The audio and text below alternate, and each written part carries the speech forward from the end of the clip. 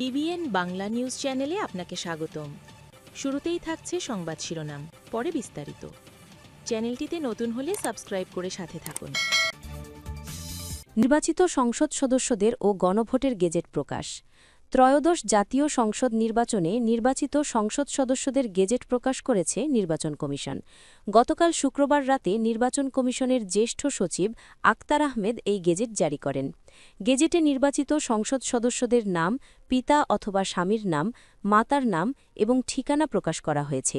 এখন সংসদ সদস্য হিসেবে শপথের আয়োজন করা হবে। গতকাল রাতে গণভোটের ফলাফলেরও গেজেট প্রকাশ করেছে নির্বাচন কমিশন। গেজেটের তথ্য অনুযায়ী গণভোটে হ্যাঁ ভোট দিয়েছেন 4,82,660 জন। অন্যদিকে না ভোট দিয়েছেন 2,20,71,726 জন। গণভোটে বাতিল করা ব্যালট পেপারের সংখ্যাও বিপুল, 74,22,637টি। প্রধান উপদেষ্টার কার্যালয়ের সূত্রে জানা গেছে, এখন পর্যন্ত সরকারের সিদ্ধান্ত হল নবনির্বাচিত সংসদ সদস্যদের শপথ পড়াবেন প্রধান নির্বাচন কমিশনার সিইসি। সেক্ষেত্রে সংসদ সদস্যদের শপথ হতে পারে আগামী সোমবার বা মঙ্গলবার। যেদিন সংসদ সদস্যরা শপথ নেবেন সেদিনই নতুন প্রধানমন্ত্রী ও মন্ত্রিসভার সদস্যরা শপথ নিতে পারেন। সংবিধান অনুযায়ী নবনির্বাচিত সংসদ সদস্যদের শপথ পড়াবেন দ্বাদশ জাতীয় সংসদের স্পিকার শিরিন শারমিন চৌধুরী বা তার মনোনীত ব্যক্তি। 3 দিনের মধ্যে এটি না হলে পরবর্তী 3 দিনের মধ্যে সিইসি নবনির্বাচিত সংসদ সদস্যদের শপথ পড়াবেন। গত বৃহস্পতিবার ত্রয়োদশ জাতীয় সংসদ নির্বাচনে 300 আসনের মধ্যে 299টিতে ভোটগ্রহণ হয়। গতকাল শুক্রবার 297 আসনের বেসরকারি ফলাফল ঘোষণা করেছে ইসি। উচ্চ আদালতের নির্দেশনা থাকায় চট্টগ্রাম 2 ও 4 আসনের ফলাফলের গেজেট এখনও জারি করা হয়নি। নির্বাচনে 297 আসনের মধ্যে বিএনপি 209টিতে জয় পেয়েছে। ফল ঘোষণা স্থগিত থাকা 2টি আসনেও বিএনপির প্রার্থীরা এগিয়ে আছেন। তাদের শরিকেরা পেয়েছে 3টি আসন। অন্যদিকে জামায়াতে ইসলামী পেয়েছে 68টি আসন। জামায়াতের নেতৃত্বাধীন এনারোদলীয় নির্বাচনী ঐক্যের অন্য শরিকেরা পেয়েছে 9টি আসন। ত্রয়োদশ জাতীয় সংসদ নির্বাচনে বিপুল সংখ্যাগরিষ্ঠতা নিয়ে জয়ী হওয়ায় বাংলাদেশ জাতীয়তাবাদী দলের চেয়ারম্যান তারিক রহমানকে শুভেচ্ছা ও অভিনন্দন জানিয়েছেন অন্তর্বর্তী সরকারের প্রধান উপদেষ্টা অধ্যাপক মোহাম্মদ ইউনুস। অভিনন্দন বার্তায় তারিক রহমানের উদ্দেশ্যে প্রধান উপদেষ্টা জানান, ত্রয়োদশ জাতীয় সংসদ নির্বাচনে আপনার নেতৃত্বে বাংলাদেশ জাতীয়তাবাদী দল বিপুল সংখ্যাগরিষ্ঠতা অর্জন করায় আপনাকে আন্তরিক অভিনন্দন ও শুভেচ্ছা জানাচ্ছি। গণতান্ত্রিক উত্তরণের ঐতিহাসিক প্রক্রিয়ায় জনগণের এই সুস্পষ্ট রায় দেশের সাংবিধানিক ও গণতান্ত্রিক ধারাবাহিকতা এবং প্রাতিষ্ঠানিক স্থিতিশীলতার ক্ষেত্রে অত্যন্ত গুরুত্বপূর্ণ মাইলফলক হয়ে থাকবে। প্রধান উপদেষ্টা আরও বলেন, আমি দৃঢ়ভাবে বিশ্বাস করি রাষ্ট্র পরিচালনার গুরু দায়িত্ব পালনের ক্ষেত্রে আপনার প্রজ্ঞা, গণতান্ত্রিক মূল্যবোধ ও জনকল্যাণমুখী চেতনার আলোকে আপনি দেশকে একটি স্থিতিশীল, অন্তর্ভুক্তিমূলক ও উন্নয়নমুখী পথে এগিয়ে নিয়ে যাবেন। আমি স্মরণ করছি আপনার পিতা রাষ্ট্রপতি জিয়াউর রহমানের আদর্শ ও রাষ্ট্রদর্শন এবং আপনার মাতা সাবেক প্রধানমন্ত্রী বেগম খালেদা জিয়ার আপোষহীন নেতৃত্ব ও গণতন্ত্রের প্রতি অঙ্গীকারের কথা। তাদের আদর্শ ও মহান কর্ম আপনার আগামী দিনের চলার পথকে আলোকিত করবে বলে আমি একান্তভাবে আশা করি। বাংলাদেশ আজ বৈশ্বিক পরিমণ্ডলে নতুন সম্ভাবনার দ্বারপ্রান্তে অবস্থান করছে, বলেন প্রধান উপদেষ্টা। অর্থনৈতিক রূপান্তর, প্রযুক্তিগত অগ্রগতি, জলবায়ু সহনশীলতা, মানব সম্পদ উন্নয়ন এবং আঞ্চলিক ও আন্তর্জাতিক কূটনীতিতে সক্রিয় অংশগ্রহণ এসব ক্ষেত্রে সুসমন্বিত মেধা, মননশীলতা ও প্রজ্ঞার প্রয়োগ অপরিহার্য বলেন তিনি।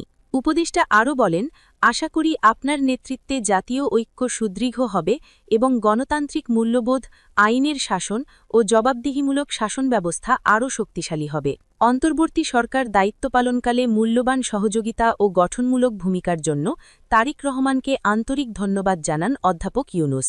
অভিনন্দন বার্তায় উপদেষ্টা আরও বলেন, পরিবর্তনের এই সংবেদনশীল সময়ে গণতান্ত্রিক পরিবেশ বজায় রাখা, সহনশীলতা প্রদর্শন এবং সাংবিধানিক প্রক্রিয়ার প্রতি শ্রদ্ধাশীল থাকার ক্ষেত্রে আপনার ইতিবাচক অবস্থান জাতীয় স্বার্থে গুরুত্বপূর্ণ ভূমিকা রেখেছে।